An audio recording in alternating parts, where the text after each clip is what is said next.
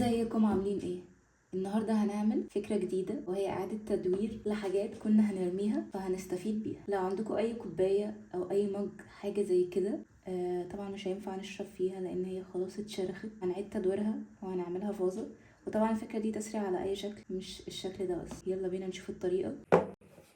ده بيتباع عند بتاع الخردوات، هو اطول من كده بس انا استخدمته في حاجات كتير. الفرع ب5 جنيه تقريبا، فاحنا هنستخدمه المرة دي. لو مفيش ممكن نستخدم خيط الخيش، لو مفيش ممكن برضو نستخدم الستان.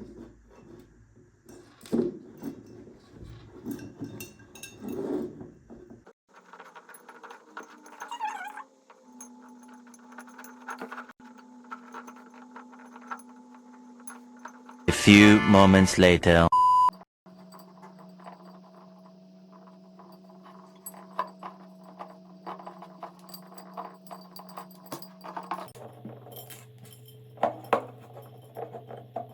2 hours later. هنلزقها بأمير، مش هنفرها بنفسنا.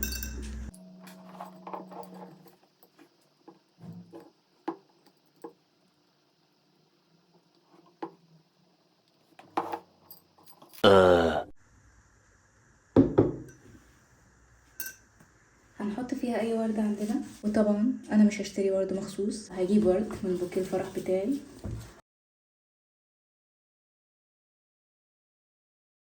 هنحط وردتين بس كده كفايه. هو بالشكل ده نكون احيينا البوكيه بتاعنا وخليناه كديكور سيمبل بسيط ينفع نستخدمه بدل ما نحط البوكيه كله طبعا.